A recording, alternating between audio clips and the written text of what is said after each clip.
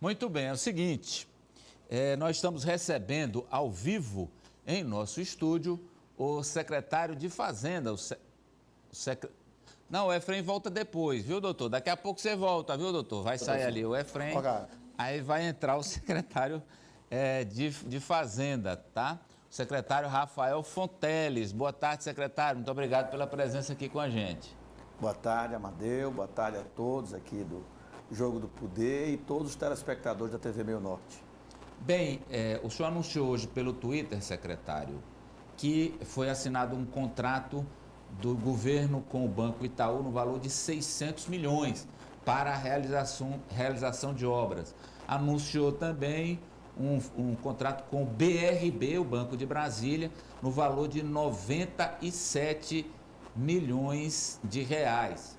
Então são 697 milhões a mais para investimentos. São recursos que vão para o próprio Piauí, secretário, e esses recursos não impactam na dívida do estado do Piauí? Bom, perfeito, Amadeu. De fato, são duas notícias importantes, porque elas completam a carteira de investimentos em infraestrutura do próprio Piauí. Então, agora, estão 100% asseguradas todo o planejamento de ações de infraestrutura que foram pactuadas dentro do planejamento do próprio Piauí, que é o maior programa de investimentos da nossa história. Porque você, além desses recursos dos financiamentos, você tem mais de R$1 bilhão de recursos próprios, diretamente do Tesouro Estadual. Então, são mais de R$2 bilhões em investimentos em obras de infraestrutura nos 224 municípios do estado do Piauí, revolucionando a mobilidade urbana, a recuperação das rodovias, novas rodovias, sistemas de abastecimento d'água, enfim, aquele conjunto de obras que estava já dentro do plano plurianual, dentro das leis orçamentárias aprovadas pela Assembleia Legislativa. E com relação ao endividamento que você perguntou, muito pertinente a colocação, porque muito se discute isso, se isso está ampliando o endividamento. Ora, Amadeu, nós estamos no menor nível de endividamento da história do estado do Piauí. Portanto, os financiamentos são mais do que naturais, eles são necessários para você antecipar investimentos que são importantíssimos. Então, o estado do Piauí hoje, o que ele paga de financiamentos em cada ano, é menor do que o que ele contrai de dívida. Por isso que o endividamento cai a cada ano. A nível de comparação, para comparação, o Brasil, o Estado brasileiro, o governo federal, deve quase 100% do PIB do Brasil. Já o Piauí deve menos de 10% do PIB do estado do Piauí. É a prova cabal de uma gestão equilibrada em qualquer aspecto fiscal que seja feita a análise comparativa. Vamos lá antes de rodar com as perguntas, eu queria que o senhor destrinchasse esse montante novo aí, 697. Tem área específica, é mobilidade, é infraestrutura, o que é? Bom, os 97 do BRB é exclusivamente rodovias. Isso é o que foi aprovado pela Assembleia Legislativa e pactuado com a instituição financeira. Novas rodovias, recuperação? Tem novas e tem recuperação. A carteira, depois a CEPLAN, ela pode divulgar, a gente mesmo pode divulgar, ainda está tendo algumas adaptações em função de obras que têm o valor alterado para poder compor os 97 milhões específicos desse financiamento do BRB. Com relação ao Itaú, são rodovias, obras de mobilidade urbana, asfalto urbano, obras de pavimentação poliédrica, sistemas de abastecimento d'água, obras também na área da saúde. Então, é um conjunto de ações de infraestrutura. 100% dos recursos, despesas de capital, ou seja, investimentos em obras, né, ou equipamentos que, portanto, se configuram como despesas de capital, que é o que preconiza, ou pelo menos é o indicado a ser feito com operações de financiamento. Vamos lá rodar com as perguntas, Apoliana. Eu quero ouvir, Amadeu, o posicionamento do pré-candidato Rafael Fonteles sobre uma questão que vem se discutindo no Brasil e até alguns estados e cidades já liberaram, que é o uso de máscara em locais abertos, locais públicos, e aqui do Piauí já se inicia essa discussão né? A gente tem já alguns dados da Covid estabilizados, mas com essa flexibilização, obviamente, os casos voltaram a aumentar. E eu queria saber do senhor, secretário, pré-candidato ao governo do Piauí, o que o senhor acha? Esse é o momento de o Piauí estar liberando o uso de máscaras em locais abertos? Olha, essa é uma decisão complexa, porque ela envolve análise de vários fatores. Por isso que o governo do Estado, o nosso governador, de maneira acertada, instituiu um comitê, né, específico, formado por técnicos, cientistas, gente da universidade, gente da Secretaria de Saúde, dos municípios também, para poder dar uma opinião para a decisão do governo, para a decisão que baliza os decretos do governador, com base na ciência, na técnica. Então, eu prefiro aguardar o posicionamento do COI, há o interesse, de fato, do governador de ampliar as medidas de flexibilização, como estão acontecendo, mas especificamente a questão do uso da máscara, tem que tomar o cuidado para não tomar uma decisão de liberar e logo depois ter que voltar atrás na decisão, como já aconteceu em alguns lugares do mundo. É melhor que a decisão seja tomada de um momento que seja mais irreversível, que não tenha que voltar atrás nessa medida. Acho que até o final do ano é sim possível uma medida dessa natureza ser tomada, mas por enquanto vamos aguardar a opinião da ciência, dos técnicos que compõem o comitê designado para isso. Vamos lá, Sávia. Secretário, a oposição divulgou nesse final de semana um vídeo do senhor nas redes sociais, que o senhor faz um discurso e eles dizem o seguinte: olha, o secretário ele está defendendo que os comissionados participem da campanha, o uso indevido da máquina. Eu queria que o senhor comentasse essa sua fala naquele discurso específico e essa acusação da oposição. Só um pouquinho, sabe, antes, secretário, me perdoe, é que a própria Poliana trouxe como tópico esse assunto e para ilustrar. Vários falaram, nós temos aqui falas do deputado, do vereador Edson Mello e outras falas, mas eu quero ilustrar com o print aí da deputada Iracema Portela, divulgada aí. Como é que ela diz aí, Ari? Ao invés de criar uma rede de estradas ou aplicar impostos em obras para o povo, Rafinha PDC aparece nesse flagrante de como criar uma rede digital de comissionados e terceirizados para campanha eleitoral. O nome disso é vergonha, uso descarado da máquina, abuso de poder, diz a deputada. Pois não.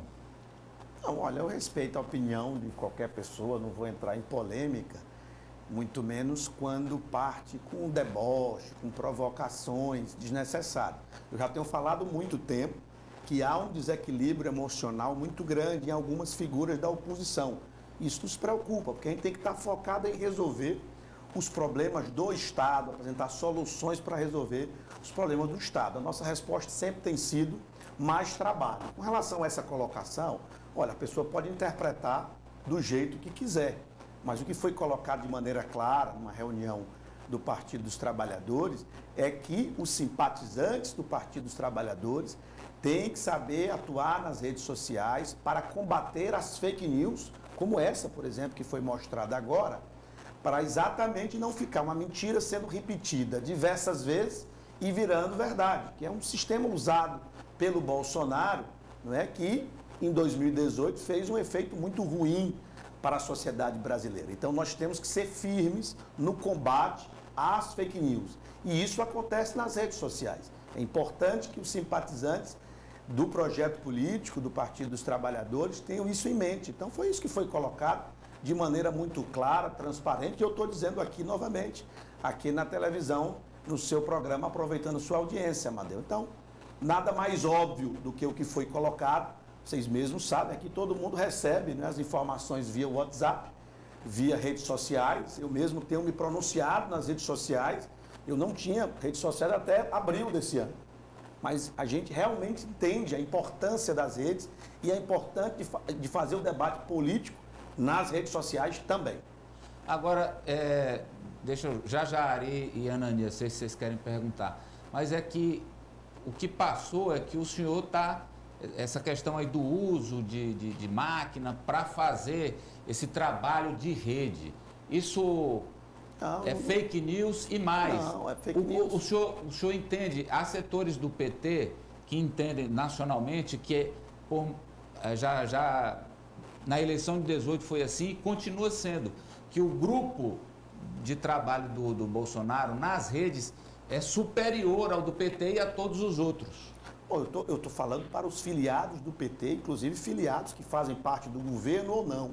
A fala é para os filiados do Partido dos Trabalhadores que fazem um debate político, incentivando a fazer o debate nas redes sociais. Não há nenhum tipo de... Pelo contrário, eu coloco claramente que não é feito isso. E por isso que o Bolsonaro, por exemplo, que tem menos de 15% da preferência do eleitorado do Piauí, mas nas redes sociais a presença é muito mais forte do que a realidade concreta. Então, portanto, os filiados do Partido dos Trabalhadores cada vez mais têm que fazer o debate político, sim, nas redes sociais. Então, ficou muito claro, é muito evidente a fala. Agora, algumas pessoas, como é típico, né, de algumas, querem distorcer, querem colocar que foi dito o que não está lá colocado. Eu digo e repito que coloquei para isso. As redes sociais são importantes. O debate tem que ser feito também nas redes. Vamos lá, Ari.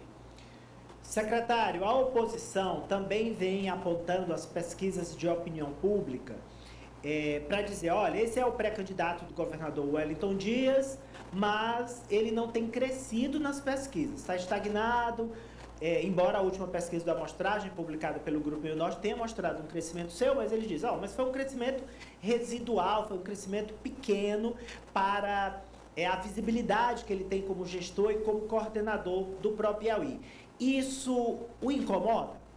Olha, eu acho o seguinte, primeiro eu não comento as pesquisas eleitorais por uma decisão do nosso próprio governador de discutir a questão eleitoral somente no ano que vem. E eu concordo, nós temos que usar o ano que não é ano eleitoral para trabalhar cada vez mais.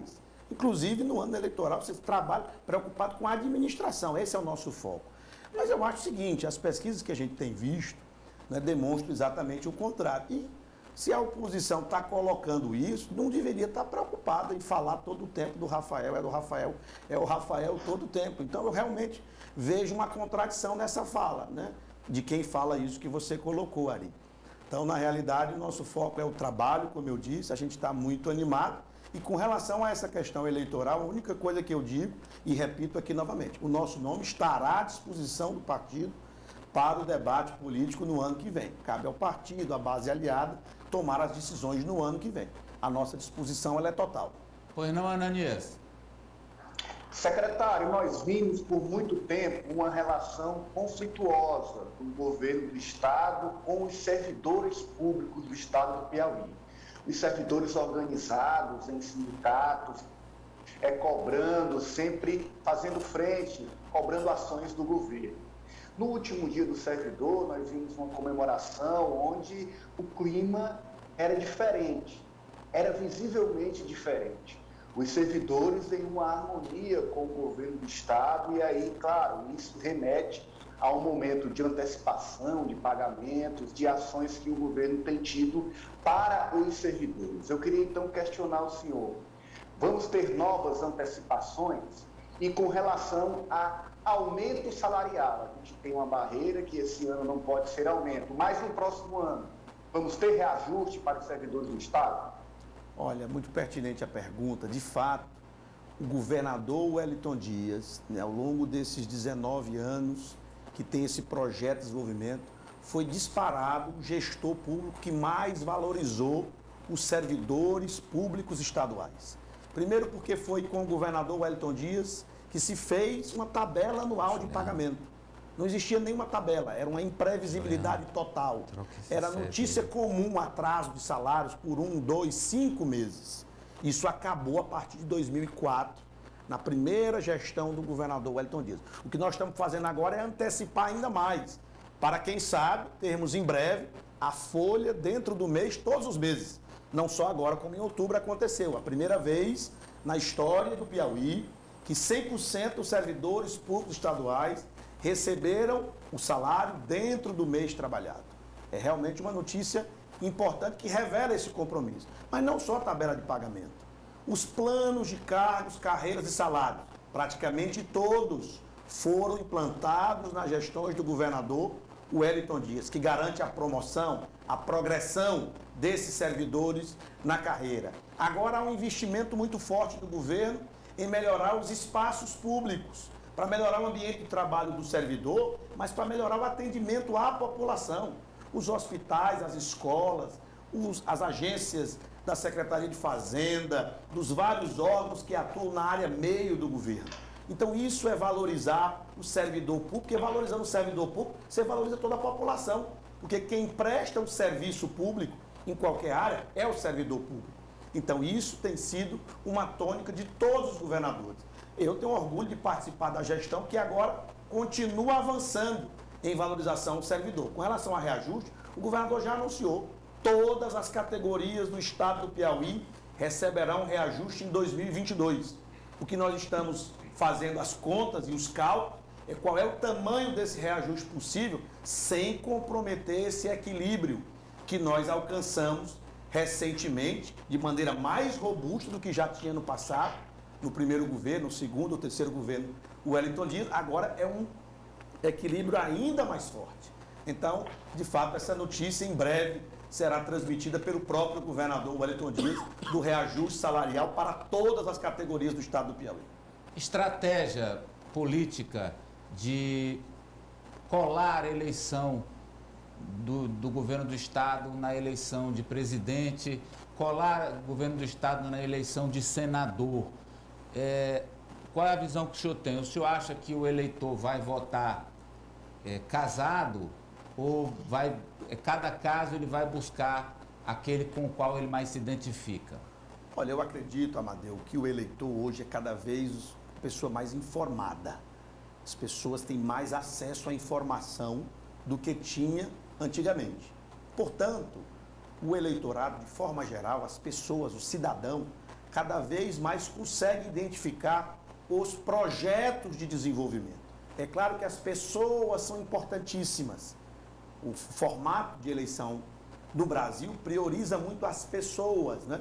Mas cada vez mais vai ficando claro os projetos de desenvolvimento ou as propostas em que cada candidato, cada homem público se posiciona.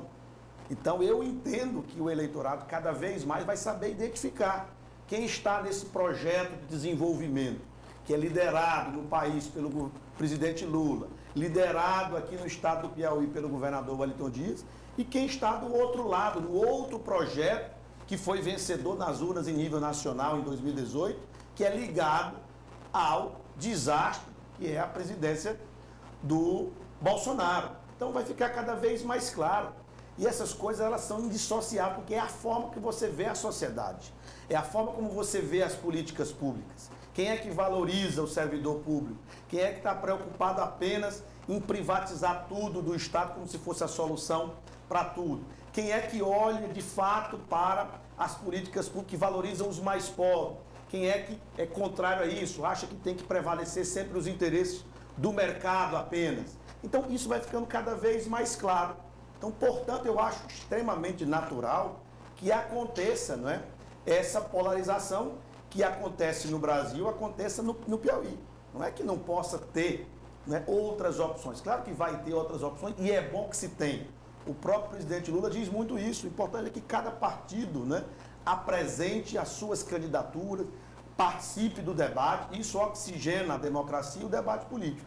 Mas na prática, na hora H, digamos assim, termina havendo essa polarização entre esses dois tipos de projeto. O projeto do presidente Lula, que transformou o país e que agora vai precisar reconstruir depois dessa destruição que tem sido a gestão do presidente Bolsonaro, e o outro projeto, que é esse do presidente Bolsonaro, que tem destruído várias conquistas históricas que o Estado brasileiro alcançou, que a sociedade brasileira alcançou. Então a aposta é essa, o time de Lula contra o time de Bolsonaro? Não é uma aposta, eu estou lhe dizendo, você perguntou como é que o eleitorado vê. Eu acho que o eleitorado enxerga isso de maneira claríssima, porque é assim que as coisas são.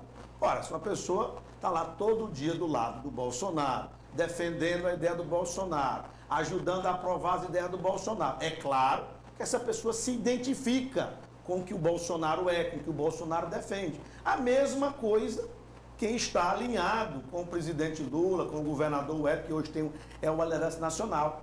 As propostas, as ideias estão em cada time, em cada lado, é natural isso. E a sociedade livremente vai decidir o melhor projeto para o país, para o Estado, para a cidade, para o parlamento. dentro desse contexto que eu acho que ele é predominante.